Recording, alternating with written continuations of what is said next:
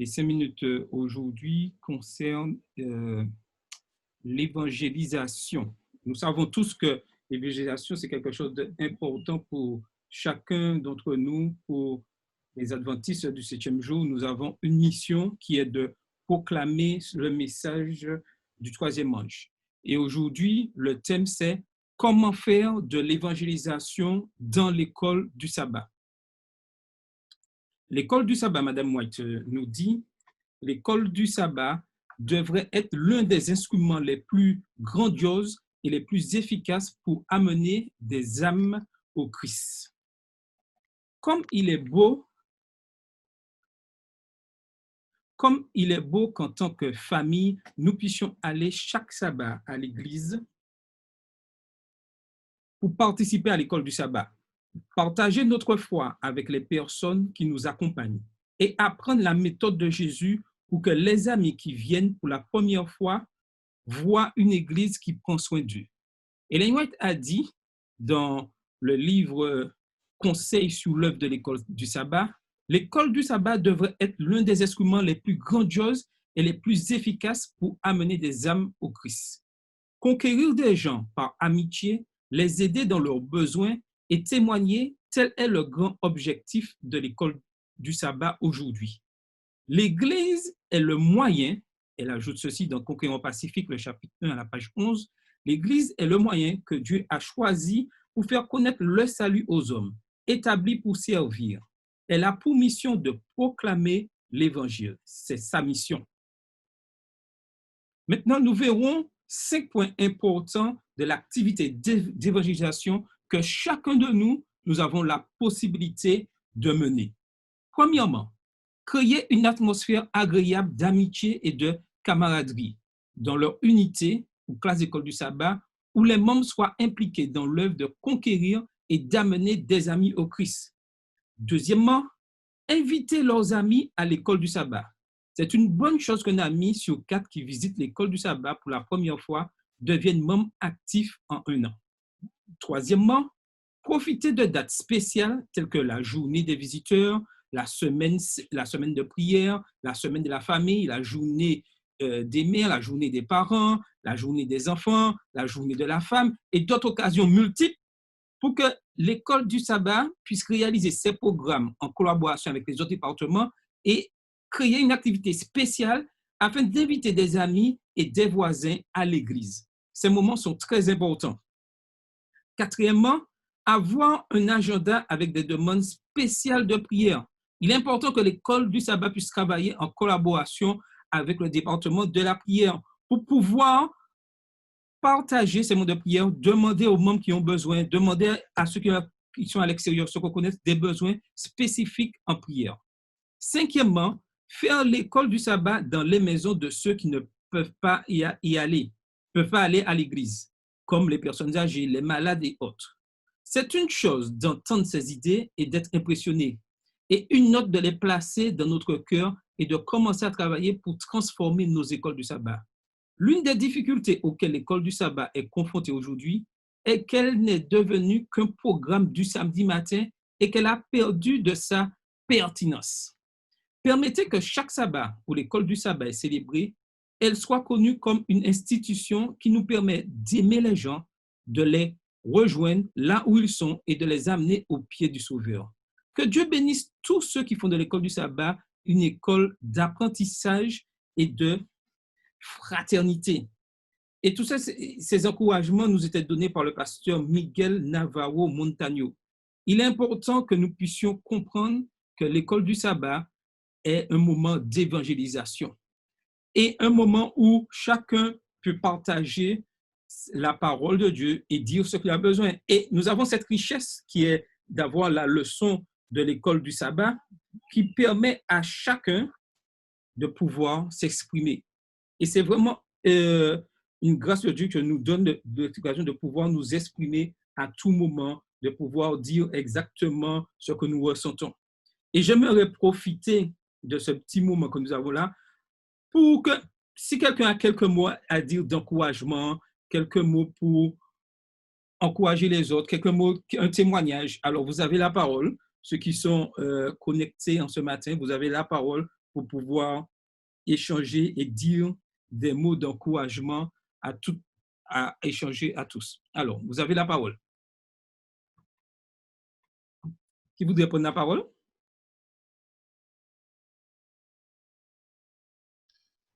Allô? Oui, vas-y. Oui, bonjour, bonjour à tous. Je voudrais encourager tous ceux qui sont en ce moment malades, tous ceux qui sont souffrants. Je pense particulièrement à un membre d'OREB qui a la communication avec moi. Et je voulais encourager ces enfants, ces deux filles, enfin, pas que ces deux filles, c'est 5 enfants plutôt, pardon, particulièrement les deux filles, puisque c'est elles qui peuvent s'occuper, aller à l'hôpital voir leur maman. Je voulais particulièrement les encourager aussi la sœur, vraiment pour lui dire de tenir bon et de rester connecté à Dieu.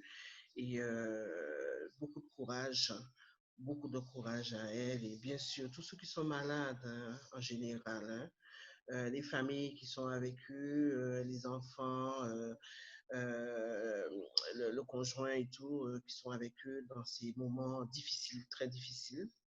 C'est pas évident. Et donc, nous savons que nous vivons comment dirais-je, nous sommes toujours dans une période compliquée pour nous à la Martinique. Nous avons la dengue et d'autres maladies qui ont apparu après. Donc, courage à tous et puis faisons confiance à Dieu dans tout ce que nous faisons, dans tout ce que nous faisons, afin que nous puissions être vraiment connectés à lui et avoir sa grâce et sa grâce. Voilà, c'est l'encouragement que je voulais faire ce matin. Et bon sabbat à tous. Merci, Yanni. Donc, y a-t-il des témoignages ou pas? C'est bon. Donc, que nous puissions, entre nous, pouvoir avoir cette solidarité et comprendre que l'école du sabbat, c'est un élément important dans l'évangélisation. Et il est important que nous puissions être vraiment efficaces dans notre mission que nous avons avec Christ. Donc, maintenant, nous allons passer le bulletin. Et finalement, nous aurons le bulletin avec Carole.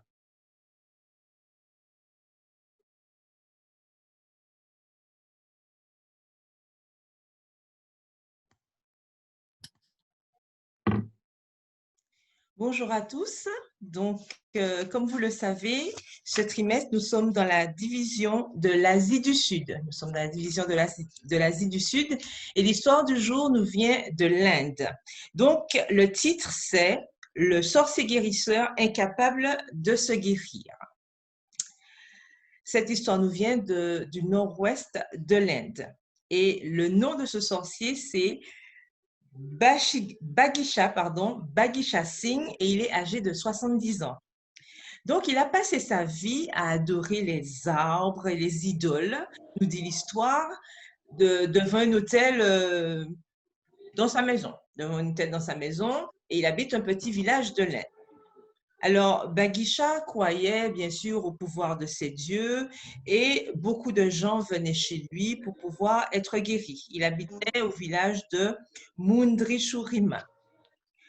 Et donc, les gens venaient, donc il avait du succès et il croyait que c'était grâce à tous ces dieux qu'il adorait.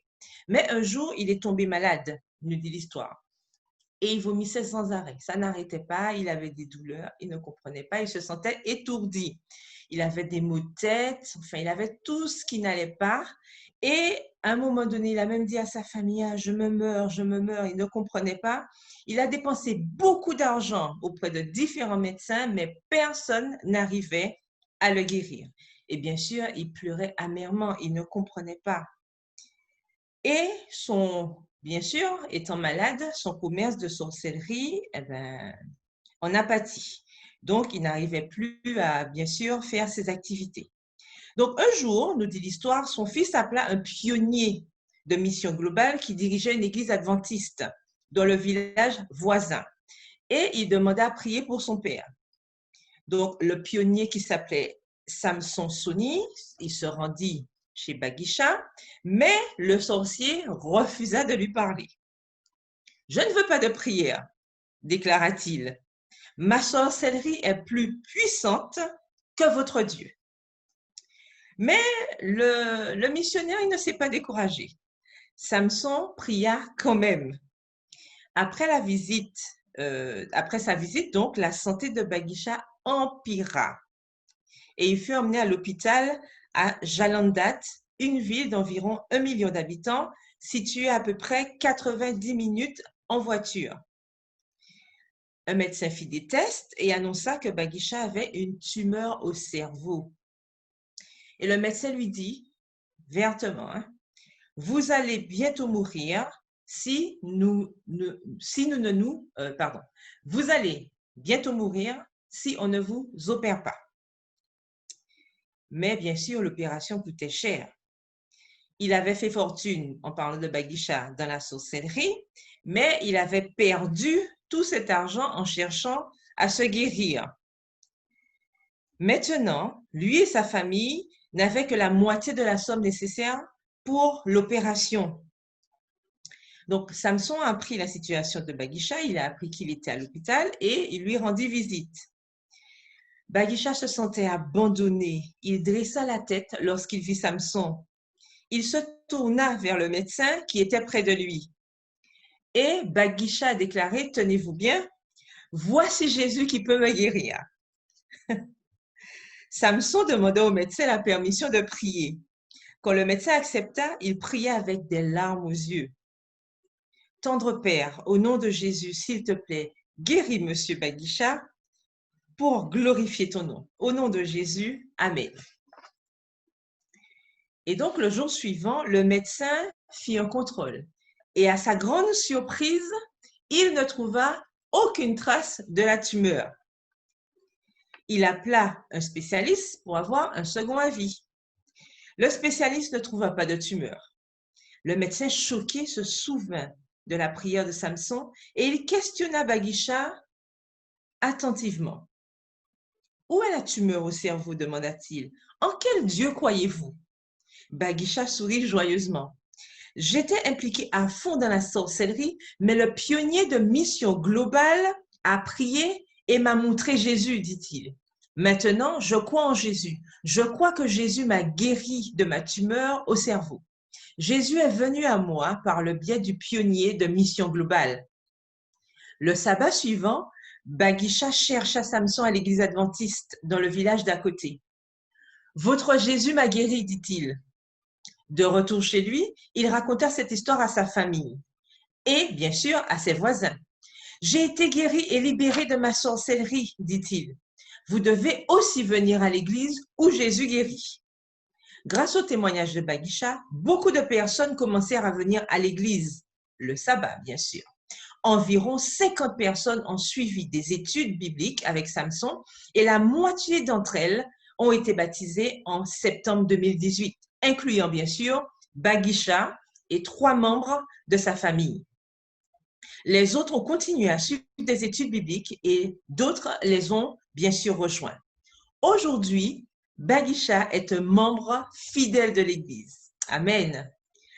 Priez pour moi, dit-il, afin que je demeure fidèle au Seigneur et soyez prêts pour le retour de Jésus. Bagisha et ses 25 parents et amis ont été baptisés par Samson Goulam Mazi, le pasteur adventiste le plus proche de leur village. Une partie de l'offrande du 13e sabbat aidera à construire une plus grande église pour remplacer l'église du pasteur Samson à Amritsar, qui est délabrée et devenue trop petite. Merci donc de prévoir une généreuse offrande. Alors, nous rappelons que le Harmanda Saï est le lieu de culte sikh le plus sacré qui se trouve à Amritsar. Et c'est un site de pèlerinage majeur. Alors que le temple à l'origine avait été fondé dans les années 1570 par le sikh Guru Ram Das en 1830, le Maharaja Ranjit Singh a rénové Harimandir Sahib et revêtu son dôme de 100 kilos d'or. Après cela, le temple est devenu très connu sous le nom de Swam Mandir ou Temple d'or. Donc nous voyons que dans ces régions, ces personnes ont des croyances particulières, mais l'œuvre de Dieu continue, donc continuons à prier afin que d'autres âmes puissent s'adjoindre à l'Église adventiste, car nous savons que notre Dieu revient bientôt et surtout, pensons à nos offrandes généreuses pour le 13e sabbat. Bon sabbat à tous et à bientôt.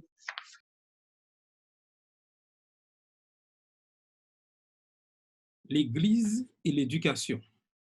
Donc, nous aurons ce moment de partage.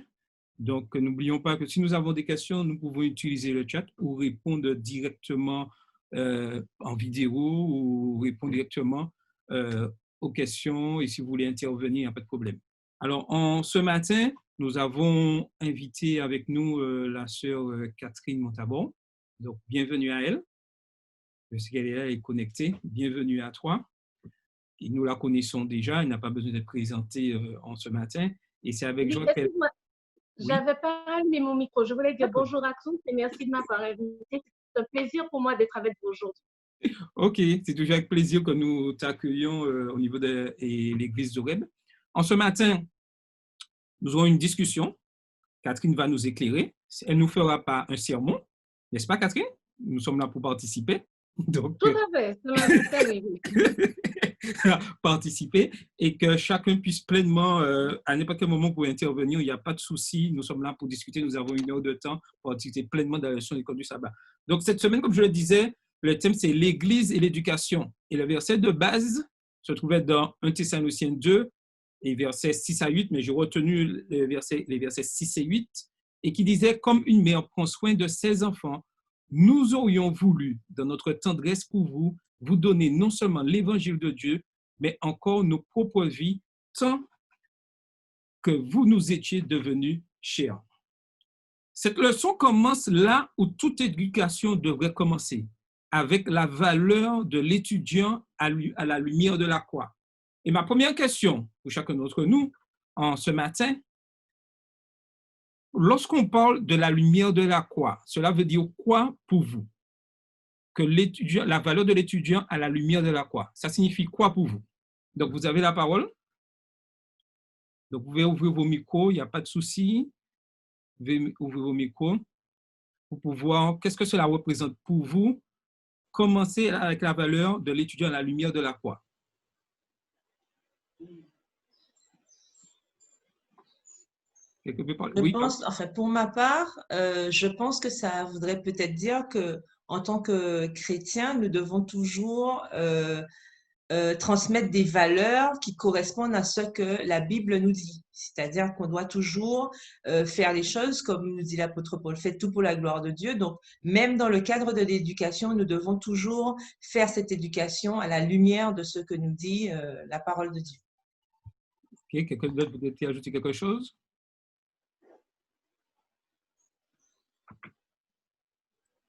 Donc, l'éducation venant de l'Église et de ses départements doit pénétrer et s'élever au-dessus de toutes les tendances culturelles qui sont antagonistes au royaume de Dieu.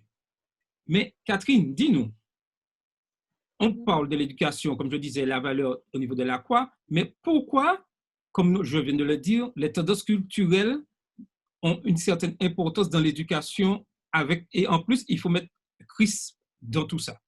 Alors, comment pouvoir réussir, je dirais, pouvoir comprendre l'importance de l'Église et l'éducation dans ce sens? Alors, c'est une excellente question et je dirais qu'elle est tellement excellente qu'elle correspond à la situation que nous vivons vraiment aujourd'hui dans le monde. Et hier soir encore, j'en discutais avec ma sœur, enfin hier après-midi. Nous sommes des êtres humains et chacun d'entre nous naît et vit dans un certain contexte. Mais ce contexte-là, c'est ce qui va nous permettre de construire qui nous sommes, affiner ce que l'on aime, ce que l'on n'aime pas, mais surtout nos choix, nos valeurs, ce que je veux faire, là où je veux aller, mais derrière ça, quels sont les principes, les valeurs que j'ai derrière. Et mine de rien, chaque famille a certaines habitudes. Je ne parle même pas d'habitudes au niveau des fêtes, mais il y a des familles qui ont certaines habitudes au niveau de l'alimentation, de la manière de se vêtir, de dire bonjour, bonsoir.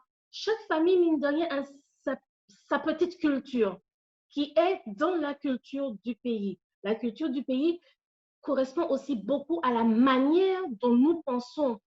Donc, au-delà de parler d'une culture et tradition, c'est la manière dont nous pensons, dont les gens ont construit la société, pourquoi on est plus dans le social, moins dans le social, plus dans le capitalisme ou autre, peu importe. Mais ça fait que tout ce que l'on fait, ce que l'on pense, ce que l'on dit, ces choses-là sont imbriquées vraiment dedans, qu'on en ait conscience ou pas. Mais le pire, c'est qu'on n'en a pas conscience. Donc, le mieux, c'est d'en avoir conscience et arriver à comprendre que oui, nous sommes constitués de ces choses-là. Notre manière de penser, de faire à l'école, au supermarché, en club, avec des amis et autres, ces choses-là sont impliquées dedans. Et à partir de cela, se rendre compte que l'éducation, en tant que chrétien, doit se faire à la lumière, oui, de la croix. Maintenant, la lumière de la croix, ça va donner quoi? Tout ce qui va pas être à l'encontre de la volonté de Dieu qui est dans notre éducation culturelle et traditionnelle, et j'ai envie de dire de tous les jours, la société dans laquelle nous sommes, au contraire, on devrait même, j'ai envie de dire, encourager et s'impliquer dedans. C'est-à-dire que tout l'aspect social que nous avons dans le système français, oui, il y a des bons et des mauvais, il n'y a pas de souci, mais Jésus n'est pas revenu, donc c'est normal. Mais qu'est-ce que nous pouvons faire? Nous avons ADRA, le Secours Adventiste, on peut aussi s'impliquer dedans, quand je parle d'institution. Et puis, tout ce qui va aller à l'encontre, c'est-à-dire que nous savons que le sabbat, c'est le jour du repos. On pourrait se retrouver dans une situation au travail, par exemple, ou à l'école, où des personnes vont se regrouper pour exercer une certaine pression, une certaine méchanceté envers quelqu'un d'autre. Là, il faudra peut-être, ironiquement, je dis ça, mais il faudra peut-être dire non. Parce qu'en effet, il faudra se dire que les valeurs chrétiennes d'amour, d'entraide et d'amitié sont à l'encontre. Mais la partie, et puis bien sûr, on a tout l'aspect culturel. Par exemple, nous rentrons dans la Noël. Au niveau du système antillais, la tradition antillaise, la Noël, il y a beaucoup de choses qui ne vont pas parce que nous ne sommes pas là pour adorer le petit Jésus qui est dans sa crèche. Nous sommes là pour nous rendre compte que oui, il est né, mais qu'il a grandi, qu'il a été sacrifié. Il s'est sacrifié, s'est offert un sacrifice, donc il est mort et ressuscité pour nous. Donc, prendre conscience que l'aspect Noël, oui, d'accord, on vit dedans, ignorer ne va rien arranger, mais vivre dans le sens de dire et d'agir en disant que c'est vrai qu'il est né, mais moi, je ne vais pas m'arrêter au fait qu'il est né pour aller boire, manger et ne ressembler à rien derrière, mais peut-être plutôt agir comme avec Jésus qui aurait aimé que l'on aide et que l'on permette aux autres d'avancer. Donc, en d'autres termes, les enfants, quand ils sont petits, ne savent pas encore faire la différence. Offrir un cadeau à un enfant nécessiteux qui n'a pas de joie, pas en lui disant le Père Noël, mais moi, je t'offre parce que tu sais, Jésus t'aime et je t'offre ce cadeau parce que je sais que Jésus t'aime et je veux te montrer son amour. Le formuler différemment, mais vraiment agir sans rentrer dans toutes ces histoires, mais partager et aider et soutenir les personnes qui nous entourent en utilisant ces moments de tradition qui existent et dans lesquels les enfants nécessiteux se sentent rejetés et ils sont vraiment tristes et des fois pleurent énormément pour leur permettre de comprendre que Dieu les aime et que au-delà de la tradition, Dieu veut qu'ils soient heureux dans leur vie. Donc, c'est vrai que c'est un mélange assez particulier, mais je pense qu'on devrait ne pas l'ignorer parce que cela ne va aider ni nous ni les personnes qui nous entourent. Oh. OK. Donc, on pourrait dire cependant que dans nos églises locales, il devrait avoir la possibilité de répondre à ces questions. Que l'Église parle de confusion, d'obscurité morale ou du désespoir qui ronge le monde, si nos réponses portent la vérité que nous avons apprise de Jésus, alors nous accomplirons la mission de Jésus d'être le sel et la lumière dans ce monde. Mais aujourd'hui, pour être pratique, comment être vraiment le sel et la lumière dans ce monde? Alors, la réponse que je donnerais empiète sur le reste de la discussion de l'école du sabbat. Parce que, voilà, je disais, par la suite, il y a une question, une phrase que j'aime énormément. Parce que pour être le sel dans ce monde, ça veut dire que l'on a vécu l'expérience avec Jésus, avec Dieu, de certains cheminements, d'une certaine transformation qui a commencé et qui va se parfaire au retour de Jésus, mais qui a commencé. Et là, c'est ce qui va nous permettre d'être le sel. Parce qu'il y a une vérité, malheureusement, c'est que on est, comment expliquer ça? On ne peut donner que ce que l'on a reçu, que ce par quoi, j'ai envie de dire, on a traversé. Et même si je ne traverse pas exactement les mêmes choses que certaines personnes, mais comme j'ai traversé certains événements difficiles, En tout cas, cette notion de moment difficile de la vie, s'est inscrite en moi. Donc, par empathie, je peux me dire, bon, je n'ai pas vécu la même chose que la personne. Des fois, on vit presque la même chose, mais des fois, non. Mais je sais qu'est-ce que c'est qu'un moment difficile dans la vie. Je sais qu'est-ce que c'est qu'un moment terrible à mon échelle, à moi, avec ma force, ma capacité à moi. Je sais ce que c'est. Donc, je peux comprendre que quelqu'un, avec ses capacités et son état à lui, est un moment excessivement difficile de sa vie et agir avec compassion. Parce qu'en réalité, si je ne fais pas déjà cette démarche-là avec moi-même, je ne pourrais pas le faire avec l'autre. Et vous savez, il y a 50, 60, 100 ans, la manière dont l'Église fonctionnait et la manière dont les personnes parlaient de Jésus, ça avait un énorme impact. Pourquoi? Ce n'est pas simplement la méthode, parce que la méthode aujourd'hui n'est plus applicable de la même manière. Ce n'est pas possible. Mais c'est parce que les gens partageaient par rapport à ce qu'ils vivaient comme expérience. Quand on remonte, il y a des personnes qui ne savaient ni lire ni écrire. Mais comme l'ancien d'église ou le pasteur d'église ou un membre, même si la personne n'est pas adventiste, lui donnait un coup de main pour lire un courrier, pour faire quelque chose, pour démêler une situation difficile dans laquelle il ne pouvait pas s'en sortir, il voyait l'amour de Jésus. Quand les personnes n'avaient vraiment pas mangé à l'époque, parce qu'on a des situations difficiles, mais rappelez-vous, il y a une centaine d'années, le RSA, Secours Adventiste, tout ça, ça n'existait pas.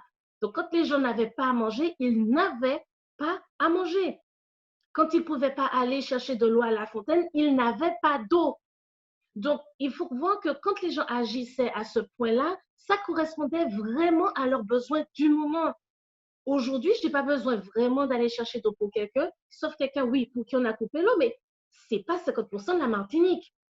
Donc, il faut réajuster par rapport à ce que l'on vit aujourd'hui. Mais la première chose, ce sera l'expérience avec Dieu. Et je sais que dans les questions d'après, je pourrai aller plus loin pour détailler cet aspect-là. Il n'y a pas de souci. Carole voudrait intervenir?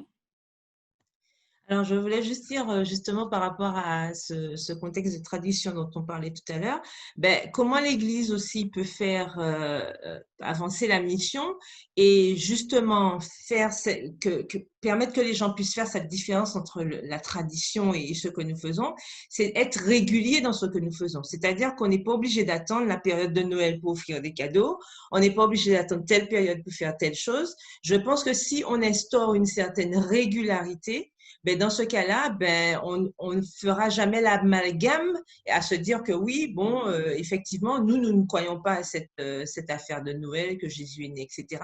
Mais l'Église n'est pas obligée d'attendre la période de Noël pour offrir des cadeaux. On peut offrir des cadeaux, en tout cas faire des actions tout au long de l'année, c'est-à-dire il y a 365 ou 366 jours dans l'année, pendant ces jours-là, nous faisons des actions régulières et dans ce cas-là, il y aura pas vraiment de confrontation entre le culturel et bien sûr ce que nous enseigne la parole de Dieu puisque nous serons réguliers dans ce que nous faisons.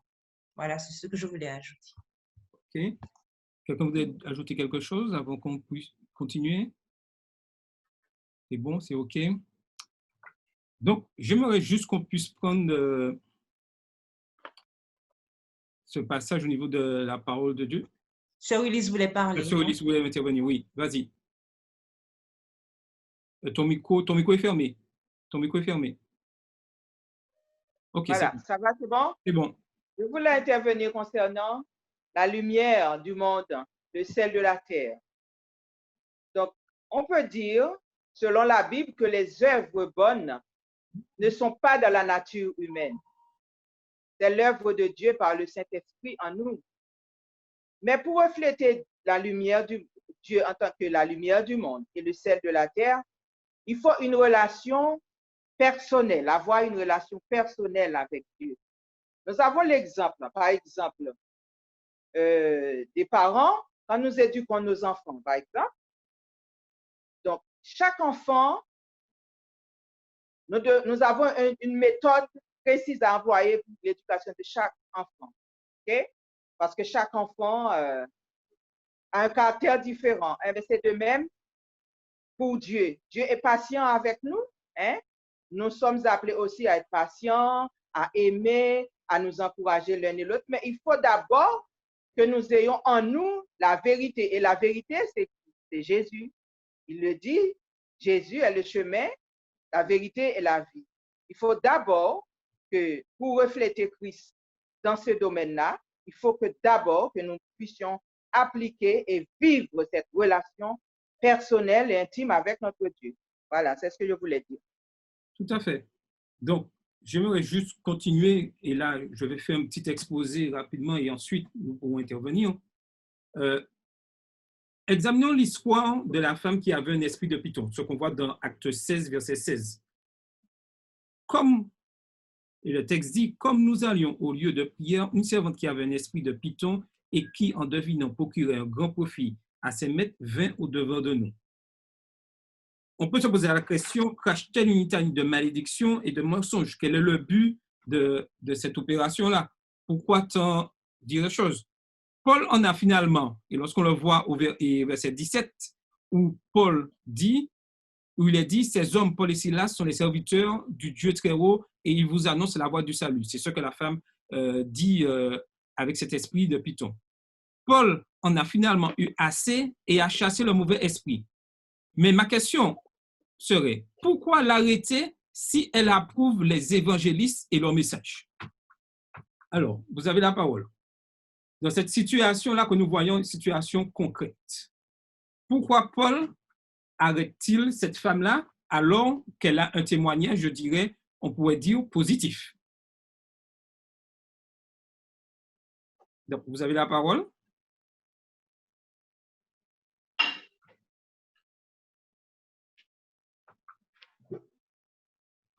Quelqu'un voudrait prendre la parole?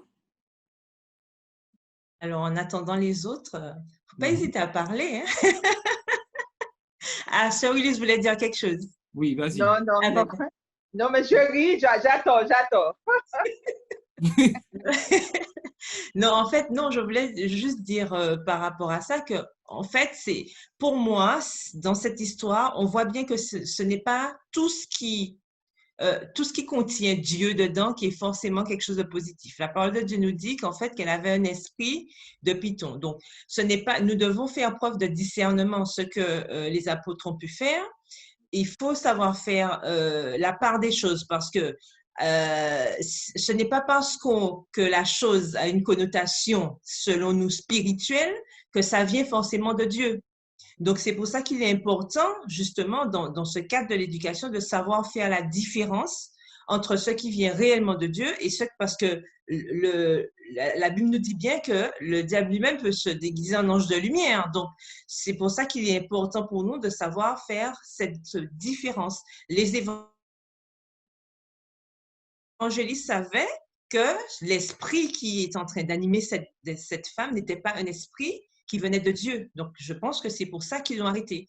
Ce n'est pas parce qu'on dit Seigneur, Seigneur qu'on est forcément dans le bon camp. Donc, c'est pour ça qu'il faut faire attention. Non, mais ce que tu dis est juste. Et je vais ajouter, et je vois ça à l'écran, parce que le bon message avec le mauvais esprit est la cause de Satan plutôt que la cause de Dieu.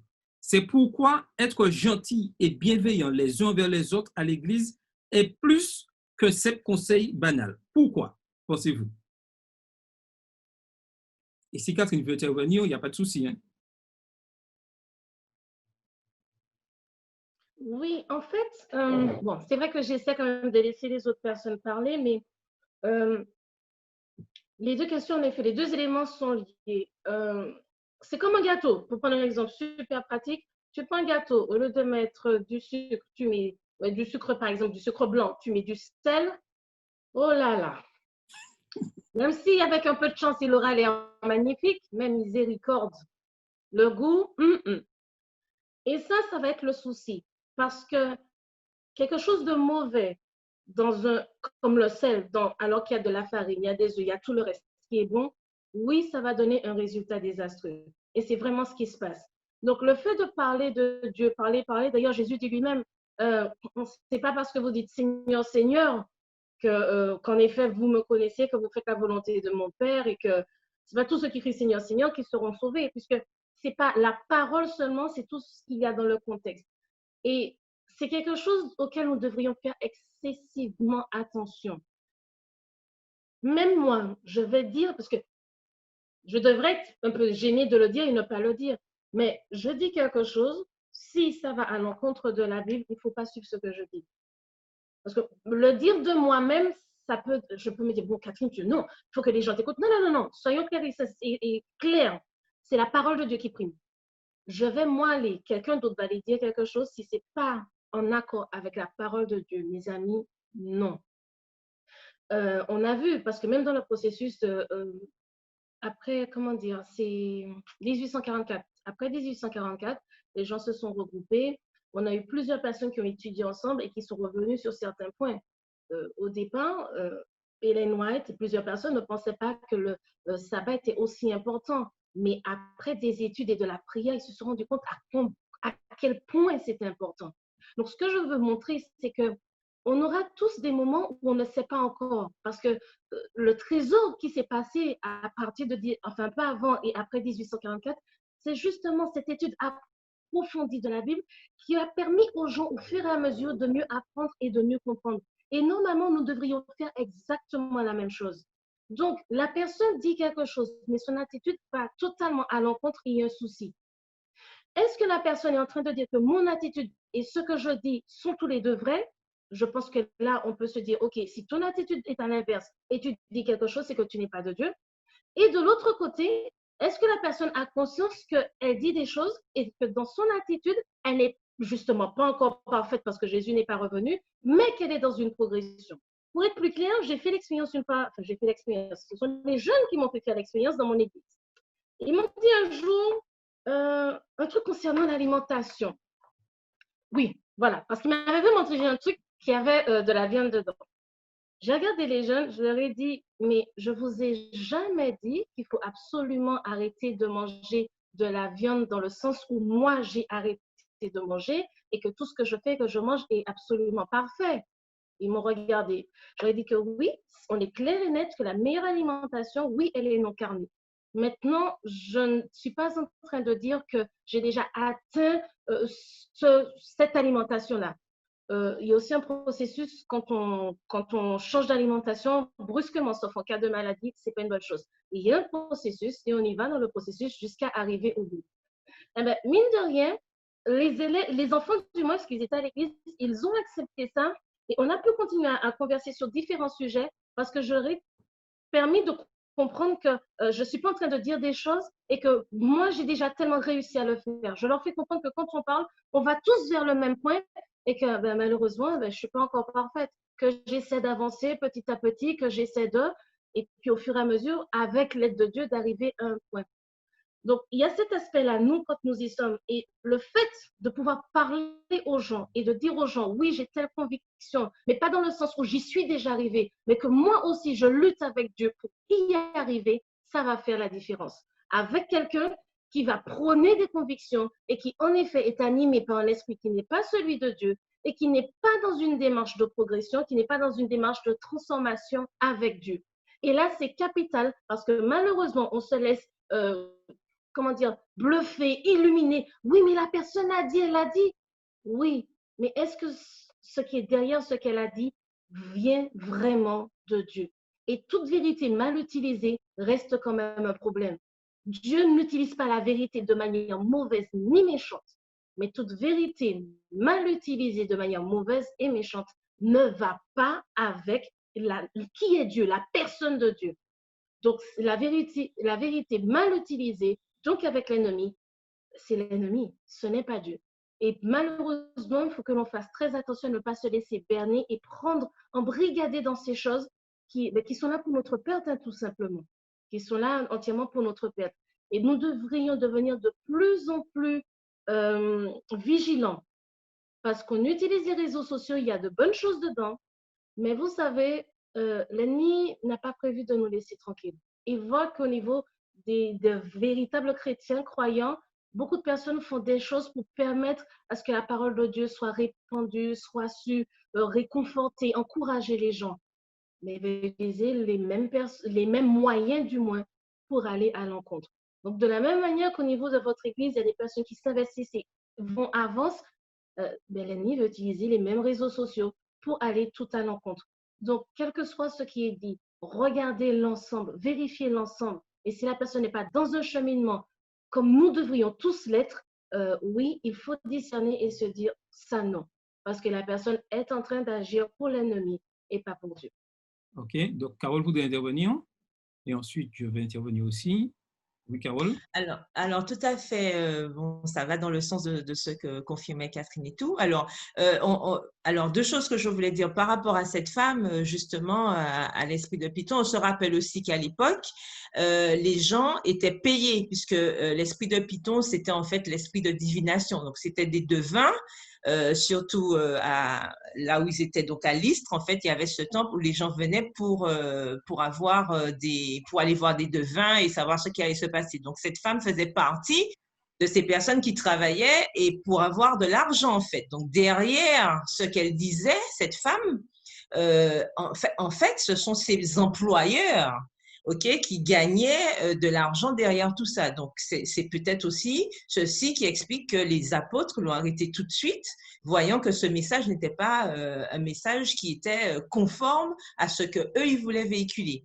Et la deuxième chose aussi que je voulais dire, c'est vrai qu'il est important de pouvoir faire cette distinction entre ce qui vient de Dieu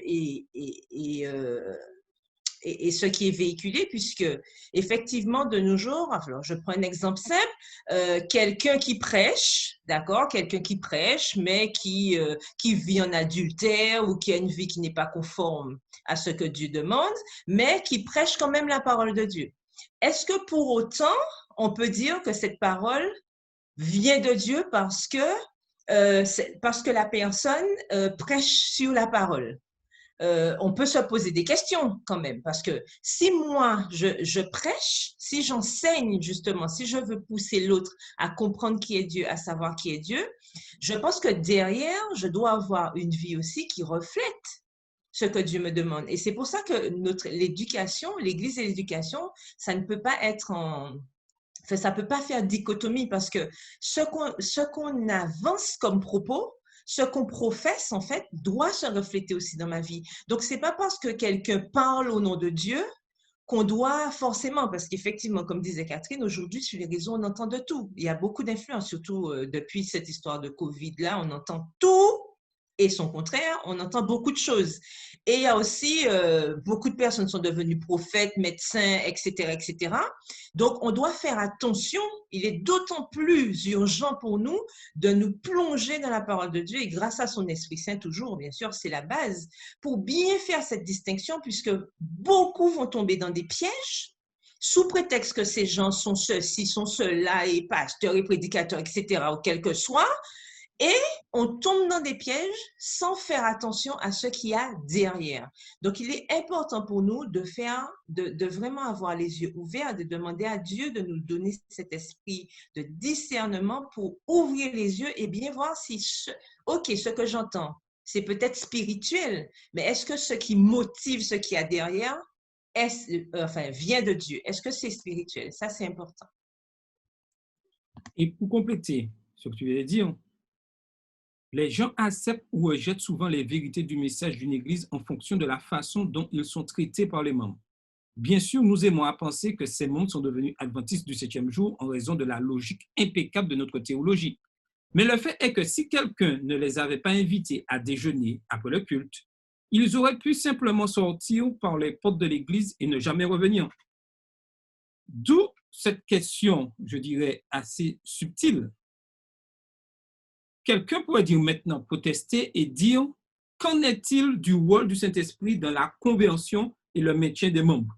J'ai entendu tout ce que vous avez dit. L'orientation de cette discussion n'est-elle pas de mettre l'accent sur le rôle de l'Esprit? L'Esprit est facilement identifié avec des dons tels que la prophétie, la sagesse, la connaissance et l'enseignement, des éléments pour une bonne éducation adventiste. Mais ma question, si l'Esprit vraiment travaille, pourquoi est-il aussi important que chacun individuellement, ce qu'il fait, et je dirais, propage comme message est si important? Comme Carole disait tout à l'heure, l'exemple, je prêche la parole, même si je vis en adultère, normalement, ça ne devait pas poser de problème. C'est la parole, c'est la vérité que vous devez écouter. Pourquoi les deux doivent aller ensemble?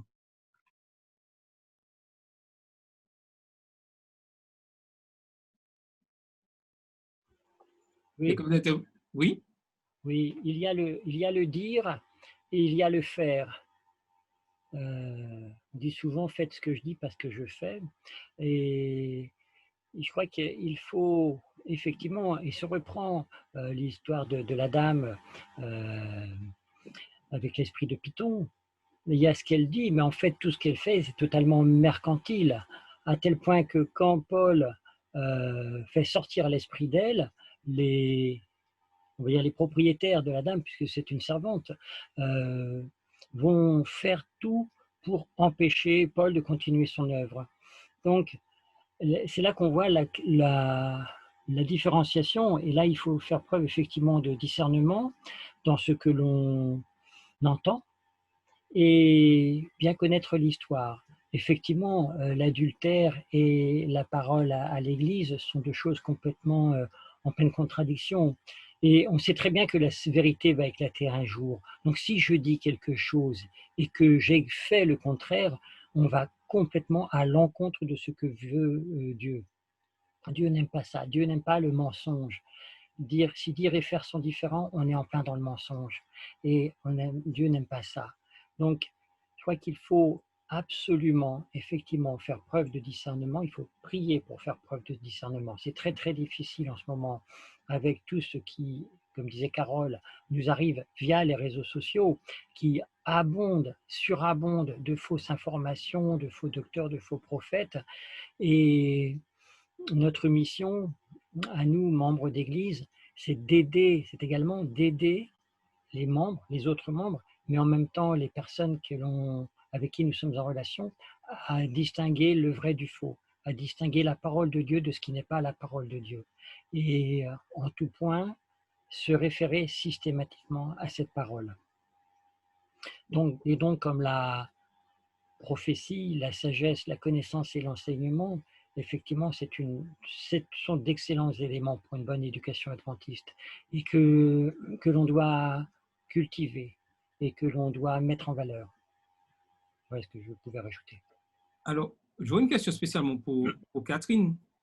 Mais là, on a parlé de nous, mais en tant qu'institution, en tant que, je dirais, institution éducative avec nos écoles, on entend souvent que certes, on prêche, on parle des choses, mais en pratique, on ne voit pas. Est-ce que ceci est important pour nos écoles d'être vraiment en adéquation avec la parole de Dieu?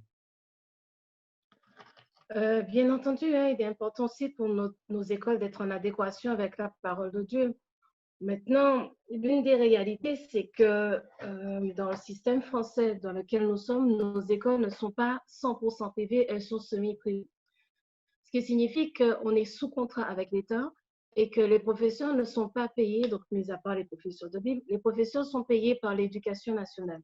Donc, on se retrouve aujourd'hui avec énormément de professeurs non adventistes, surtout au collège et au lycée, hein, puisque maternelle, primaire, en général, quasiment toutes les maîtresses sont adventistes. Mais au collège, lycée, on a de plus en plus de professeurs non adventistes. Et en plus de cela, il faut avoir conscience que on a entre 60 et même 70% en fonction des écoles d'élèves non adventistes. Donc, la moitié, plus de la moitié de nos élèves ne sont pas adventistes. Et là, je ne sais pas si on arrive à prendre conscience que c'est comme si vous faites venir, je ne sais pas, on fait une rencontre d'église et plus de la moitié de la salle n'est pas adventiste. Ça veut dire que vous allez proposer, on va prendre un cas clair, 100 personnes arrivent, 70 ne sont pas adventistes. Vous proposez un cantique, il n'y en a que 30 qui connaissent avec un peu de chance. Vous proposez de prendre la Bible, de lire un psaume, avec un peu de chance, allez, 50, puisque même parmi les non-adventistes, il y a quand même des croyants, donc d'autres religions, donc ils vont venir avec leur Bible. Mais vous imaginez pouvoir fonctionner avec ça convenablement, vraiment pendant, enfin, j'ai envie de dire une année scolaire, pour ne pas dire des années scolaires, parce qu'en fait, c'est ce qui nous arrive. Donc, on se retrouve confronté à une réalité. Beaucoup des élèves ne sont pas adventistes. Et comme beaucoup de professeurs ne sont pas adventistes, on se retrouve avec beaucoup de personnes dans l'établissement qui ne sont pas adventistes.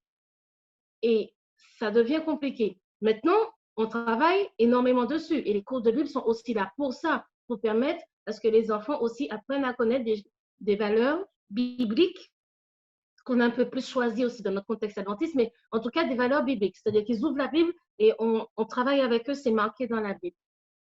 Et pour ouvrir par rapport à ce qui a été dit avant, c'est sûr que le Saint-Esprit a un rôle très, très, très important. Maintenant, je vais quand même laisser un peu de temps passer pour faire le point sur quelque chose de précis, mais qui va englober tout ça. Le rôle du Saint-Esprit est important et franchement, je vais vous encourager, vous demander vraiment de continuer à prier pour nous au niveau des écoles.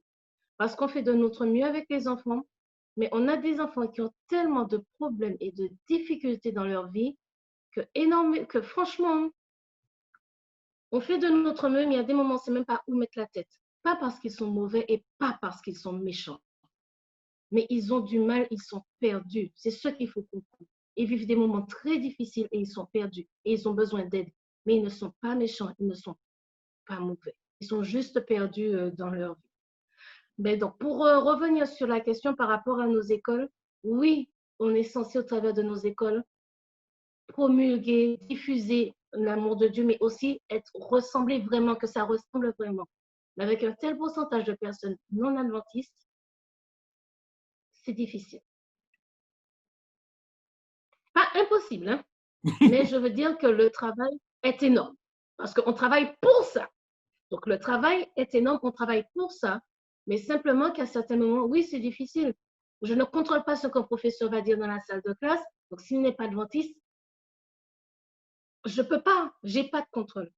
Mais pour le reste, tous les professeurs adventistes, on a des professeurs, oui, adventistes, et même des professeurs non adventistes, hein, d'ailleurs, je connais 2-3 qui sont de vrais chrétiens dans leur tête, dans leurs actions. Et ce sont avec ces personnes que l'on avance petit à petit, jour après jour, avec le reste du personnel et des membres adventistes dans l'administration, tout ça.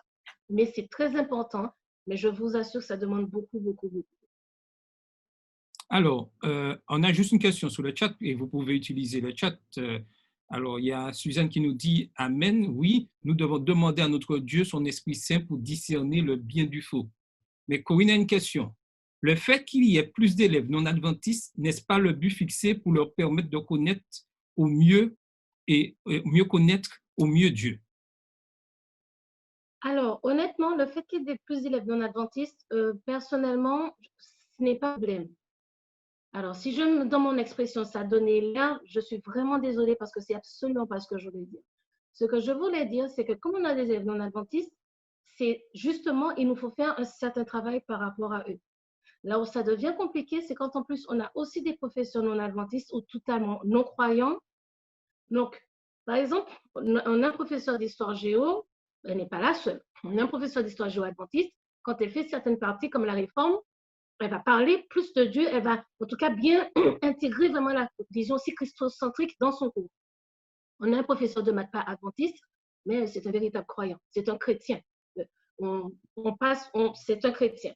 Donc, quand on a des professeurs comme ça, oui, ça veut dire que dans les cours, dans les différents cours, les professeurs aussi nous aident à aller dans cette vision. Parce qu'en tant que cours de Bible, on voit l'enfant une fois tous les 15 jours ou une fois par semaine ou au pire 2 fois pour le collège.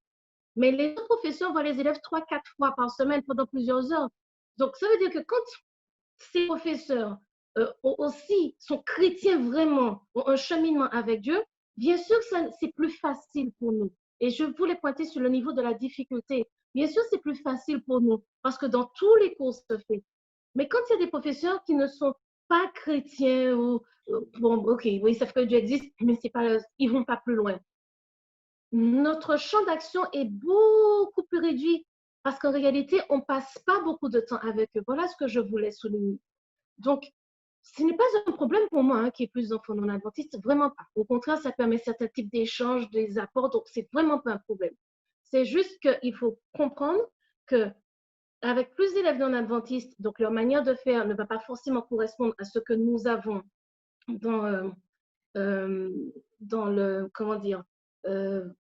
certaines valeurs qu'ils connaissent déjà, les principes qu'ils connaissent déjà. Et si au niveau des professeurs, ils n'ont pas aussi ces valeurs-là pour les inculquer aux enfants au travers de leurs cours, le travail est plus difficile. C'est juste ça. OK. Donc, nous allons un peu avancer puisque le temps court. Et là, vous voyez, il y a une question. Mais nous pouvons vraiment faire preuve d'amour si la bonté, est-ce que nous pouvons vraiment faire preuve d'amour si la bonté n'est pas démontrée en même temps? C'est quelque chose de très important. Tu voulais dire quelque chose, Catherine? Si je peux répondre, non, j'y crois pas du tout. On ne peut pas faire preuve d'amour si la bonté n'est pas démontrée en même temps. Maintenant, il ne faut pas confondre la bonté avec oui. Ce n'est pas parce qu'on dit oui qu'on a été bon avec la personne. Parce que souvent, un non est nécessaire et important pour que ce soit le jeune, l'adulte puisse comprendre que non. Mais Dieu aussi, à un certain moment, il dit non. Maintenant, il ne dit pas non avec méchanceté. Il dit non avec bonté. Donc, faire preuve d'amour sans la bonté, non, ce n'est pas possible. Enfin, comment dire? Ça ne serait pas de l'amour. Puisque la bonté veut dire qu'on est bon envers la personne, ça veut dire que l'on veut son bien, on veut sa progression, on veut qu'elle soit bien. Donc, si je ne veux pas que la personne soit bien, je ne vois pas comment je fais pour aimer quelqu'un et puis ne pas vouloir qu'elle soit bien. Maintenant, il peut y avoir une explication de confusion, et à mon avis, je vais pouvoir bien expliquer dans quelques minutes, pas longtemps, dans Non, une mais des je te laisse. prochaines questions. Non, tu peux aller. Comme le Donc, en temps. fait, Vas-y. OK. Donc, quelques lignes plus loin, il y a, je pense que c'est la diapo suivante. L'Église a été considérée comme un hôpital pour les malades spirituels. Mes chers amis, cette phrase-là, c'est une vérité phénoménale. Si on ne la comprend pas et qu'on ne se l'approprie pas, même tout ce qu'on vient de dire ce matin n'a pas de sens. Et je vais rebondir sur certaines choses qui ont été dites parce que j'attendais vraiment cette phrase, des choses que vous avez dit qui sont vraies, mais j'attendais cette phrase. Quand on arrive à l'église, beaucoup de personnes arrivent avec des blessures. Il n'y a pas d'êtres humains qui n'ont pas eu de blessures. Maintenant, il y a des êtres humains qui ont été beaucoup plus blessés que d'autres par la vie. Que ce soit des traumatismes par X ou Y, ou des problèmes familiaux, des relations entre papa, maman, ainsi de suite, des problèmes de manque d'argent, des violences familiales et autres. Il y a eu tout ça, c'est vrai. Et puis, il y a d'autres choses, perte d'emploi. Enfin, il y a énormément de choses. On a été, comme dit, harcelés petits, on a été mis à l'écart plus jeune, on a eu des problèmes de santé qui ne nous ont pas permis d'avoir une bonne relation de grandir avec une relation avec les autres en apprenant à les connaître. Donc, ça fait qu'après, on a un problème social pour arriver à reprendre contact avec les gens et être bien avec eux. Et ça peut créer, oui, de gros traumatismes parce que finalement, on se sent éjecté, renié, mis à l'écart comme inexistant. Et ça, c'est l'une des choses avec laquelle l'être humain a le plus de problèmes. Donc, quand on arrive à l'église, la vérité, c'est que de toutes les manières, on a été blessé à un endroit ou à un autre.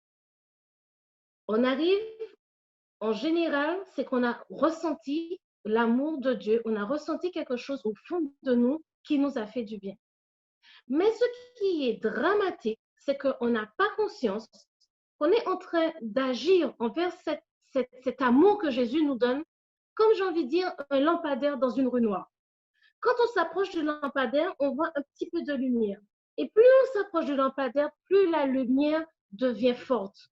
Si tout autour de nous est noir, qu'il n'y a pas de lune, il n'y a pas d'étoile, il n'y a rien, aucune voiture, absolument rien, aucune maison, rien du tout, cette petite lumière-là, pour nous, c'est le retour de Dieu sur terre. C'est le salut, on est sauvé. Parce qu'on était dans le nord, on se cognait surtout, on avait mal, donc à chaque fois qu'on se cogne, on a mal. Et là, on arrive à un endroit où enfin, quelqu'un me comprend et quelqu'un m'aime, c'est Dieu.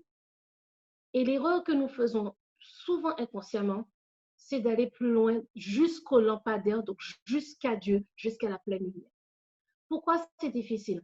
Parce que quand c'est difficile, je vais devoir, au fur et à mesure de la lumière avancer, me rendre compte que j'ai un bleu par là, j'ai un bleu par là, j'ai un bleu par là, j'ai un bleu par là. Mon vêtement est déchiré. Tout ça, ce sont juste des choses, des images pour dire combien de fois j'ai été blessée, les cicatrices qui sont encore visibles, les cicatrices qui sont encore douloureuses, mais auxquelles je dois faire face d'une certaine manière afin de pouvoir avancer. Quand je dis d'une certaine manière, les ignorer ne sert à rien. Me morfondre dedans ne sert à rien. C'est pour ça que j'ai précisé d'une certaine manière. C'est que se morfondre dedans, ça, c'est pas ce qui va nous aider. Mais par contre, de moi-même, il y a un travail que je peux faire.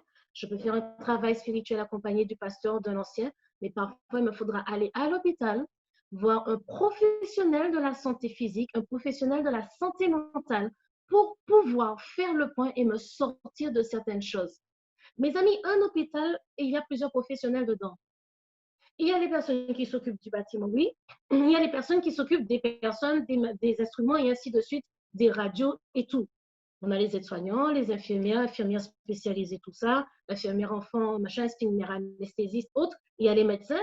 Et puis, il y a des médecins dans chaque domaine. Ben, mes amis, on a un souci précis, on va voir la personne appropriée par le souci précis.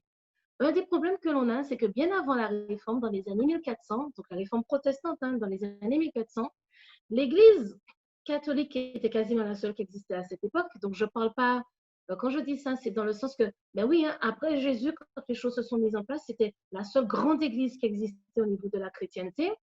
Elle a décidé de séparer l'être humain et que l'Église en tant que telle s'occupe de l'aspect spirituel et puis on laisse le reste à autre chose. Malheureusement, à partir de cette époque, des personnes qui avaient des soucis et des pathologies mentales se sont retrouvées à être dites possédées. Je n'ai pas dit qu'il n'y a pas de possession, mais il y a la maladie mentale et puis il y a la possession. Donc, je fais bien la part des choses. Maintenant, ces personnes qui des fois avaient une pathologie mentale qu'aujourd'hui on peut soigner, enfin, en tout cas traiter et permettre d'avoir une vie plus confortable pour elles et pour la famille autour, elles étaient traitées comme des personnes démoniaques. Mais elles n'étaient pas démoniaques. Donc au bout d'un moment, bon, la prière pour enlever un démon, voilà, puisque c'est le cerveau qui est malade. C'est comme si c'est ma main qui est handicapée. Ben, ma main, elle est comme ça. Je n'ai pas un démon, ma main, je suis malade. Si j'ai la main coupée, ben, elle est coupée. Ce n'est pas un démon, c'est qu'elle est coupée. Donc, ça fait que l'Église a grandi dans ce sens-là. Et quand la réforme a lieu et qu'après nous avons eu la naissance de l'Église adventiste, des églises évangéliques et autres, malheureusement, les gens qui ne savaient pas ça, parce que moi-même, c'est en étudiant que je l'ai su, en faisant des recherches en plus que je l'ai su, beaucoup de personnes ont gardé cette idée-là. À l'Église adventiste, pendant un moment lors de sa construction, avec la santé et autres, on a commencé à remettre les choses en place. Mais quand on regarde, malheureusement, c'est un petit peu resté inconsciemment dans la tête, tout c'est spirituel, il n'y a pas d'autre. Ce n'est pas vrai. J'ai mal au cœur, je ne vais pas voir un podologue, je vais voir un cardiologue. L'Église adventiste, c'est la même chose. Et tant que chacun ne va pas de manière individuelle avec le Saint-Esprit de Dieu, entamer cette relation par la lecture de la Bible, des études bibliques, parfois, oui, des entretiens avec des anciens, avec des pasteurs, avancer dans son cheminement. Les livres de méditation aussi sont des choses qui peuvent aider. Il y a des livres d'études bibliques. Avant ces moments de méditation, de réflexion personnelle et de face à face avec Dieu, voir la blessure et demander à Dieu de nous guérir de cette blessure, que la cicatrice arrête de nous faire mal comme elle nous fait mal. Mes amis, qu'est-ce que l'on pourra vraiment transmettre à d'autres? Comment je vais aider quelqu'un à traverser quelque chose aussi difficile puisque moi, je ne fais pas cette démarche avec moi-même? Et c'est exactement ce que j'essayais d'expliquer tout à l'heure quand je parlais des personnes il y a 100 ans, 60 ans et ainsi de suite. Le plus gros problème de l'époque, c'était boire et manger. Quand l'esclavage a fini, les gens n'avaient pas de possession, il n'y avait pas de maison à transmettre de parents à enfants, il n'y avait pas de terrain, il n'y avait pas de magasin, de compte bancaire, d'héritage à transmettre, financier, je veux dire. Les gens n'avaient qu'une seule chose en tête: travailler pour donner à boire et à manger à leurs enfants, à leurs femmes, à leurs maris, à leur famille, et qu'ils aient un toit sur la tête. Donc, comme tout le monde était dans la même situation, quand on arrivait à avoir de l'aide, qu'on arrivait à comprendre comment s'aider les uns les autres, ils pouvaient répondre ça à tout le monde. On ne s'est pas rendu compte que la société a évolué et qu'aujourd'hui, le besoin primordial n'est pas de répondre, quand je dis primordial, c'est-à-dire qu'on n'a pas 80% de la population qui ne mange pas. On a des personnes en difficulté, oui, je le répète, je ne le nie absolument pas. Mais il n'y a pas 80% de la population qui ne mange pas. Aujourd'hui, beaucoup de personnes peuvent léguer quelque chose à leurs enfants. Il y a des choses que l'on peut faire. Il y a des personnes, contrairement à il y a 100 ans, on a plein d'antillais, de personnes ici propriétaires. Mais ce n'était pas la même chose il y a 100 ans. À la fin de l'esclavage, ça n'avait rien à voir. Il n'y avait pas ça. Donc, les besoins aujourd'hui, les difficultés rencontrées aujourd'hui ne sont pas les mêmes. Et là, on a eu ce problème, on a eu un décalage à ce niveau. Donc, il faut comprendre que nous avons absolument tous ce travail à faire parce que l'Église ne peut donner que ce qu'elle a reçu. Mais l'Église, c'est moi. C'est moi le membre d'Église. Quand je vais dire, ah, il n'y a pas d'amour dans cette Église, d'accord, mais ouais, mon amour que moi, j'ai mis dans cette Église.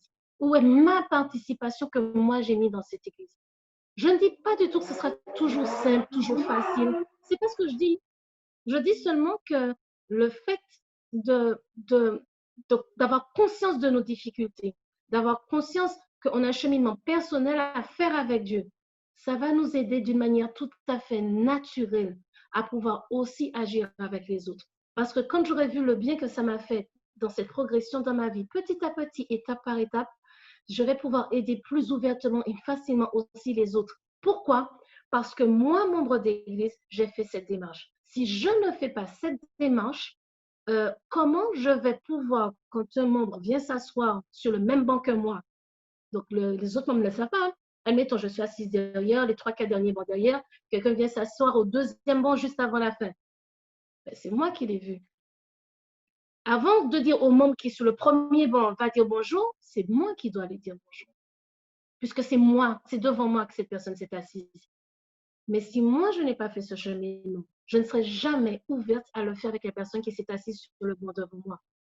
Et ça, il faut qu'on le comprenne. Si moi, membre d'église, je ne fais pas cette expérience avec Dieu de reconnaître, oui, mes blessures, reconnaître mes torts, reconnaître ce que je fais de mal, pour demander à Dieu de me pardonner, de me transformer, de me guérir de mes blessures, de m'aider à cicatriser et à enlever cette douleur, comment je vais comprendre, avoir de la compassion, de l'empathie pour la personne qui a vécu des moments difficiles et comment je saurais l'encourager et l'aider à avancer? Comment je pourrais moi-même la prendre par la main et lui dire, bienvenue à l'église, voici ci, voici ça. Parce que c'est là que ça commence.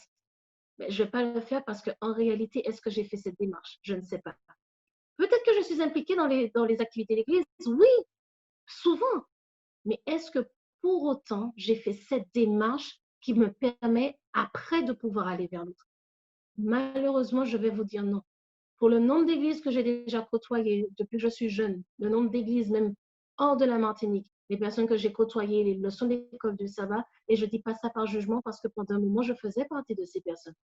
Je n'avais pas encore cette compréhension à ce point-là des choses. Donc, je faisais partie de ces personnes. Donc, je ne les juge pas. Mais comme j'ai fait ce cheminement, je sais qu'il est parfois très difficile à faire. Mais c'est le seul moyen que nous avons pour établir une véritable relation de sincérité, d'honnêteté avec Dieu. J'ai envie de dire, avec une telle aisance et vraiment sentir Dieu proche autour de nous et pouvoir faire de notre mieux pour transmettre cela à d'autres personnes. Mais c'est parce que je l'ai fait d'abord avec moi. Et ça, c'est chacun de nous qui doit pouvoir le faire, qui doit se remettre en question pour le faire. Parce qu'en réalité, c'est moi qui arrive au début de la lumière et il me faut arriver au lampadaire. Dieu, Jésus-Christ qui est mort et ressuscité pour moi. Et tout cela, je ne peux le faire qu'avec l'aide du Saint-Esprit, cette relation avec Dieu, mais il faut que je le fasse. Et ainsi, je pourrai le répandre aux autres. Et c'est ce que disait Carole tout à l'heure. Si tout le monde fait ce cheminement à sa vitesse, sur des domaines qui lui sont propres, parce qu'on ne va pas tous faire le même cheminement sur les mêmes points, et ce n'est vraiment pas un problème. Mais comme chacun fait son cheminement, il va toujours être en relation avec quelqu'un qui sera dans le même cheminement que lui, donc qui pourra l'aider. Et en effet, nous aurons une régularité dans nos actions. Parce qu'il y aura un partage des tâches. Parce que quand c'est que les mêmes, au bout de moment, on peut être fatigué. Mais comme on y sera tous dedans, il y aura un partage des tâches. Et Carole a raison, on pourra avoir cette régularité sur toute l'année, pendant que nous aurons la relation avec Dieu, comme disait Sœur Ulysse. Et là, on pourra continuer à faire le chemin ensemble avec les hauts et les bas et la force de Dieu, de Jésus-Christ par son Esprit. Oui, Carole, vous voulez intervenir? Oui, en plus de tout ce que Catherine a dit tout à l'heure, oui, on tient mon accord. Et puis, je voulais aussi dire que par rapport à la question, il y a une question que Corinne posait aussi sur le chat, mais est-ce que justement les dirigeants et tout ça sont prêts? Mais je pense aussi que même dans la préparation ou dans la manière dont nous lançons des messages, il faut que les gens comprennent aussi que rentrer dans une église, c'est pas rentrer dans la perfection. Rentrer à l'église, c'est pas rentrer dans un palais d'ivoire où tout est beau. Ce qui est décrit dans la Bible, c'est quand Jésus reviendra, le palais avec l'or, avec tout ça, c'est quand Jésus reviendra. Donc, quand on rentre à l'église, on rentre aussi avec différents caractères. Et c'est vrai que quand on est dans le monde de l'enseignement, etc., on fait face à ça, puisqu'il faut gérer 30 caractères, bon, voilà. Mais je veux dire que il faut bien comprendre que quand on rentre dans cette communauté, OK, il y aura aussi des difficultés. C'est aussi la manière dont on véhicule des messages. Il ne faut pas faire croire aux gens que quand on va rentrer à l'église, que ça va être le paradis. C'est faux, puisque la route du chrétien, c'est un chemin difficile. Et ça inclut la vie aussi à l'église. Donc, quand on rentre, il faut qu'on sache qu'on va rencontrer des difficultés. On va faire face à des personnes. Il y aura des confrontations, mais justement, toute la bonne recette, tout le plaisir, justement, c'est de pouvoir arriver à un consensus, de pouvoir s'entendre sur des choses communes pour aller de l'avant ensemble. Mais ça, il faut que chacun y mette du sien, comme dans une recette, il y a un peu de ça, un peu de ça, un peu de ça. À l'église aussi, c'est pareil. Il faut qu'on arrête. Oui, il n'y a pas d'amour à l'église. Si on ne m'a pas dit bonjour, non, non, il faut qu'on arrête avec ça. Il faut qu'on évolue de manière à ce qu'on comprenne que, justement, comme je suis dans un hôpital, il y a différents malades. Donc, je n'ai peut-être pas cette pathologie-là, mais j'ai une autre pathologie. Mais ensemble, on peut y arriver. Et je suis entièrement d'accord quand on disait que c'est en faisant justement un tour d'horizon de tout ce qu'il y a, mais aussi que personnellement, que chacun fasse une introspection pour savoir qu'est-ce qui ne va pas chez moi. Et si ça ne va pas, c'est pas le pasteur, c'est pas l'ancien, c'est pas le responsable de département, c'est pas la sœur X qui pourra m'aider, mais c'est peut-être un professionnel qui pourra m'aider pour que je puisse arriver à m'intégrer dans la communauté, puisqu'au bout, qu'est-ce qu'on veut, c'est tous aller au ciel. Et il est clair que je ne pourrais pas aller au ciel si je ne supporte pas mon voisin. Faut pas se leurrer. Oui, Donc, comme je sais, d'accord. voilà, comme je sais que je dois apprendre à supporter, je dois le supporter puisque je veux aller au ciel, je veux aller au ciel. Et lui aussi, il risque d'être là. Donc, je ne peux pas me dire que moi, j'y serai et pas lui. Non, c'est pas ça le but. Donc, justement, comme on doit arriver à cela, on doit penser que non seulement j'ai un travail, OK, l'autre doit faire un travail, mais moi aussi, j'ai ce travail personnel à faire afin que l'Église ressemble vraiment à ce que c'est-à-dire un ensemble de personnes. Nous luttons jour après jour pour pouvoir arriver à ce seuil de la vie éternelle pour bénéficier de ce paradis que Jésus nous a promis. Voilà. Oui, alors, on arrive à la fin et je vais donner la parole à tout le monde. Ne vous inquiétez pas, on va un peu déborder. Je m'excuse déjà auprès du service du culte, mais on va terminer dans les temps. Donc, Sœur Ulysse voulait intervenir. Donc, je voulais dire quelque chose concernant l'éducation dans l'Église. Il faut savoir que, enfin, à ma réflexion, je considère l'Église comme un outil de sanctification, c'est-à-dire qu'on apprend à fonctionner ensemble. C'est un endroit, un lieu où on apprend à fonctionner ensemble. Et chacun doit savoir que dans l'Église, tous n'ont pas la même n'ont pas la même vitesse de maturité spirituelle. Donc, quelqu'un peut atteindre un niveau de sanctification peut-être dans 5 ans, dans 10 ans, dans 20 ans, dans 30 ans, dans 40 ans. C'est pourquoi Dieu nous apprend à nous aimer, à nous encourager, à partager, à s'échanger, à reprendre avec douceur. Enfin, c'est ce que je voulais dire en ce qui concerne l'Église. On a fait le lien avec les malades. Sœur Catherine a fait le lien avec les malades et aussi Carole.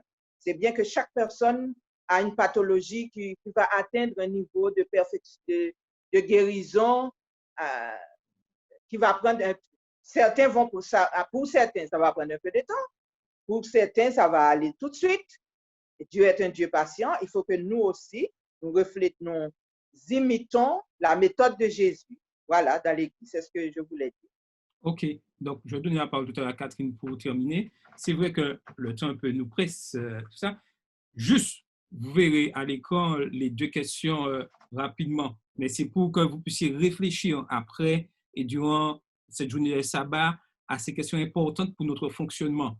Nous avons notre vie dévotionnelle, nous avons les écoles du sabbat et nous avons l'heure du sermon. Si nous sommes honnêtes, il semble qu'au fil des ans, tout commence à se répéter et l'excitation que nous avions au début de notre expérience adventiste commence à s'estomper.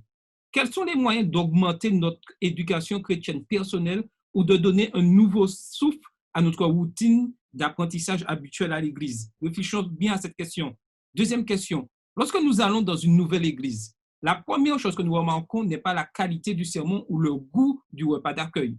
Nous remarquons la température de l'Église. Était-ce une Église froide ou les gens étaient-ils amicaux? Le plus difficile est que si c'est mon Église, je m'amuse peut-être beaucoup à ma demi-douzaine d'amis, tandis que nous sommes en train de fraterniser, d'étudier et de rire ensemble. L'Église est chaude, n'est-ce pas? Pour moi, oui, mais pas pour le visiteur ou le solitaire qui regarde toute cette camaraderie soudée et se sent comme un étranger. Les membres de l'Église ont besoin de prendre un moment pour évaluer leur environnement et rechercher ceux qui se flétrissent à la périphérie. Quelles sont les stratégies qui protègent les gens contre le sentiment d'être exclus de la famille de Dieu? Et ça, c'est quelque chose de très important. Et Catherine parlait, elle a visité d'autres églises. J'ai visité aussi plusieurs églises et je considère mon église. C'est vrai, le plus souvent, on se met en petits groupes et on oublie les autres. Donc, imaginons ce que l'étranger, quand il arrive, qu'est-ce qu'il voit exactement, qu'est-ce qui se passe dans l'église. On reste souvent des fois entre nous, entre départements, et là, on est habitué, mais on n'est pas ouvert. Et ceux qui sont à l'extérieur disent, ah, mais il n'y a pas d'amour. Quelqu'un vient, puisque eux, ils sont exclus. Donc, il est important que nous puissions réfléchir à tout ça. Et je vais laisser le dernier mot à Catherine, parce que le temps est quasiment terminé, pour nous faire une conclusion et puis peut-être revenir sur ces 2 points au niveau des questions. Oui, alors, pour la première question, quand on parle d'augmenter notre éducation chrétienne personnelle, donner un nouveau souffle à la routine d'apprentissage, c'est lié à je vais lier en tout cas à la deuxième question qui dit qu'en effet, moi, je peux être bien dans mon groupe et puis la personne qui arrive a l'impression d'être un cheveu sur la soupe.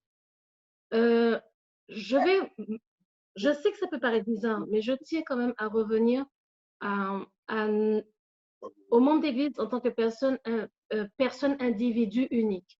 Pourquoi? Parce qu'une collectivité est faite de personnes uniques. Ce sont des questions qu'il faut nous poser et que nous devons vraiment avoir à garder en tête et de manière volontaire et précise, modifier notre attitude, notre manière de faire, d'agir, de prêter attention à ceux qui nous entourent par rapport à ça. Parce que je crains que malgré, avec les années, malheureusement, ce qui s'est passé, c'est que, vous savez, les départements d'église sont en théorie là pour mettre en évidence ce que l'on oublie souvent. Mais pas pour que les départements se séparent, mais pour qu'ils travaillent ensemble. On va oublier les femmes en difficulté, les enfants en difficulté, les hommes des fois aussi en difficulté. Ce sont des êtres humains comme nous, donc oui, en difficulté, les familles en difficulté. Donc, on essaie de mettre des départements pour qu'on n'oublie personne. Mais la manière dont les choses sont faites, chacun tire la couverture à lui. Au lieu de faire des choses ensemble en pensant à tout le monde, se disant que, bon, quand je dis en pensant à tout le monde, on va peut-être faire un programme particulièrement pour les jeunes. D'accord, les enfants de 4 ans n'auront pas leur place, mais dans le programme, si le grand frère, la grande sœur s'y trouvait dans le programme, normalement, elle devrait se sentir un peu mieux, donc elle agirait un peu mieux avec son petit frère ou sa petite sœur de 4 ans. Voilà ce que je veux dire. Donc, ça signifie que normalement, quand les programmes sont faits, ils peuvent être faits, oui, pour des tranches d'âge précises. Il y a des choses dont on ne va pas parler devant d'autres tranches d'âge. Je ne vais pas parler de sexualité à un enfant de 10 ans, enfin, sexualité d'adulte marié avec un enfant de 10 ans. La vie peut-être après 70 ans avec certaines maladies, je ne vais pas en parler forcément à celui de 14-15 ans, mais ça ne veut pas dire que je ne peux pas lui expliquer que ces personnes ont une tranche d'âge dans laquelle la vie a changé, elle est difficile. Je veux simplement dire que adapter les programmes pour que les uns et les autres se comprennent eux-mêmes et se comprennent ensemble. Et en faisant ça, même si à certains programmes, les gens seront séparés en groupe, mais quand ils reviendront ensemble, en famille et en église, ils auront appris quelque chose qui va les aider, eux, dans leur vie et qui obligatoirement va déteindre sur leur expérience avec les autres, leur partage avec les autres dans leur famille et dans l'église. Donc, l'éducation à l'église, c'est vraiment quelque chose qui, oui, commence à la maison. Et là où l'église doit aider, c'est parce que chacun dans son foyer a des difficultés. Et ce n'est pas un jugement, c'est une réalité que nous devrons prendre en main pour nous aider les uns les autres. Et se dire que, comme les deux, Carole et Sœur Elise ont dit, nous avons tous une pathologie. La seule différence, c'est que ma pathologie est différente de la vôtre. La personne qui pense qu'elle n'a pas de pathologie, elle est en train de s'aveugler et malheureusement, elle est en train de se séparer du reste des personnes. Si j'accepte que j'ai une pathologie, que j'ai des moments difficiles, je vais accepter que l'autre a des moments difficiles sur un autre sujet, mais je vais l'accepter et j'aurai plus d'empathie et de compassion envers elle. Donc, ma manière d'agir aura plus de bonté, de bienveillance et de compréhension parce que je sais que comme moi, elle traverse un moment difficile. Comme moi, peut-être j'ai traversé ou je vais traverser. Donc, l'éducation de l'Église, c'est l'éducation individuelle qui va se mettre ensemble et dans lesquelles les départements devraient travailler pour donner des choses à chacun, pour qu'une fois qu'arrivés tout ensemble, par petits groupes, j'y aille autre, oui, mais arriver tous ensemble, la vie soit améliorée pour l'ensemble de la communauté, y compris des visiteurs qui arrivent. Donc, les programmes devraient avoir cette orientation que le final, c'est que la personne se sente mieux, ait des informations, des indications, comment aider les autres et cette sensibilité par rapport aux autres.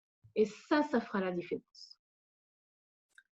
Merci Catherine pour toute intervention. Vraiment, je pense que nous sommes tous sortis fortifiés par l'Esprit Saint. Tu nous as donné de vraies pistes et cette leçon, vraiment, comme j'aime dire, les leçons du sabbat ne doivent pas rester là en l'état. Nous devons passer à la phase pratique, c'est-à-dire qu'on doit voir ce changement. Les leçons sont là pour nous permettre de prendre conscience de notre état. Nous avons un problème, puisque si tout était beau, nous ne serions pas là.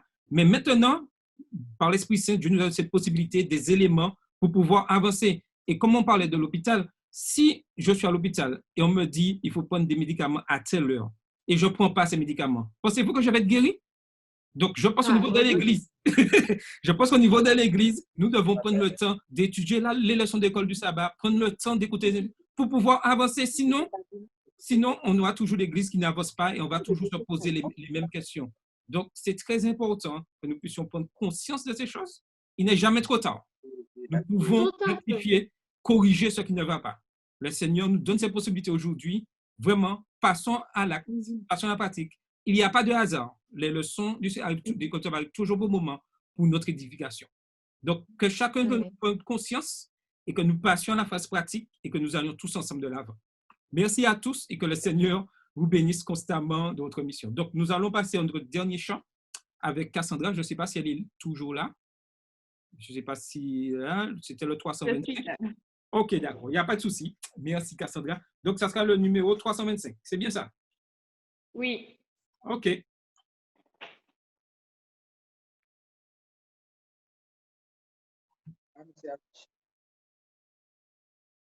Tu peux y aller.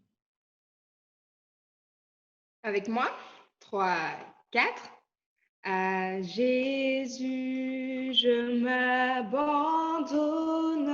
Ce qu'il me dit, je le crois. Et je prends ce qu'il me donne, la couronne avec la croix. Comptez sur lui de rendre heureux tant que dure le combat. Que l'on vive ou que l'on meure, comptez sur lui, tout est là. Que l'on vive ou que l'on meure, comptez sur lui, tout est là. Que si l'ennemi se montre, mon cœur n'en est point troublé. Avec Christ à sa rencontre, je puis aller sans trembler. Comptez sur lui de rendre heureux tant que dure le combat. Que l'on vive ou que l'on meure, comptez sur lui, tout est là.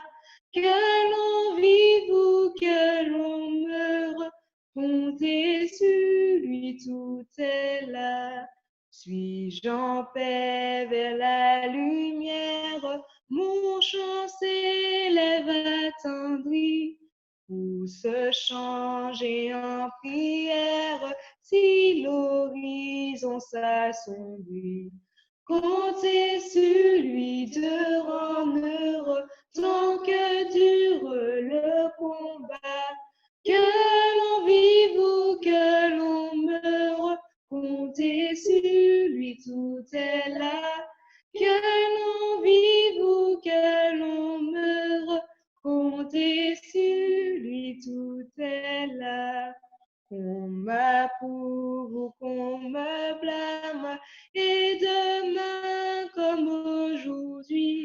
Je ne veux pas qu'on réclame, jamais compter que sur lui. Compter sur lui de rendre heureux tant que dure le combat. Que l'on vive ou que l'on meure, compter sur lui, tout est là. Que l'on vive ou que l'on meure, compter sur lui, tout est là. Merci, Cassandra. Oui, il est important de compter sur Dieu, sur Jésus, il est toujours là. Je demande à Catherine de nous faire la dernière prière pour clôturer notre programme en ce matin. Notre Père, notre Dieu, nous te remercions pour tes grâces et tes bénédictions. Merci pour ce moment que tu nous as permis d'avoir ensemble afin de pouvoir partager, de pouvoir apprendre à mieux te connaître, mieux te comprendre et comprendre, Seigneur, tout le bien que tu veux pour nous. Un peu mieux comprendre tes bontés, tes bénédictions dans nos vies. Comprendre que tu veux que nous puissions chaque jour avancer avec toi, avancer afin de pouvoir guérir nos blessures, nos bleus, ce qui nous fait mal, et permettre qu'ensemble nous puissions vivre, exprimer cet amour, faire l'expérience de ton amour dans nos vies, au travers de nos guérisons et du partage avec les autres. Donne-nous la force et le courage, parce que ces choses ne sont pas faciles à faire, mais nous avons l'assurance que tu nous accompagnes dans tous ces moments et que tu vas nous permettre d'en sortir vainqueurs et fortifiés. Que ta paix et ta grâce soient avec nous une fois de plus, avec tous tes enfants, au nom de Jésus, ton Fils, et pour ta gloire. Amen. Amen.